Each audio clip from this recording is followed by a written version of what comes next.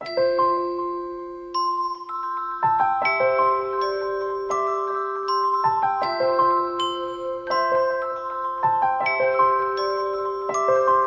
should Slovenian applicants be aware of when they are forming and managing the operational groups?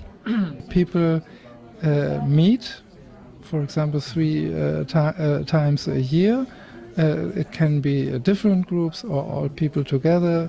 You need a starting phase with everybody coming to one kick-off meeting, that everybody can say and ask questions about the project. To meet each other is very, very important, and during the process everybody should be informed, and yes, if possible, several meetings are really necessary.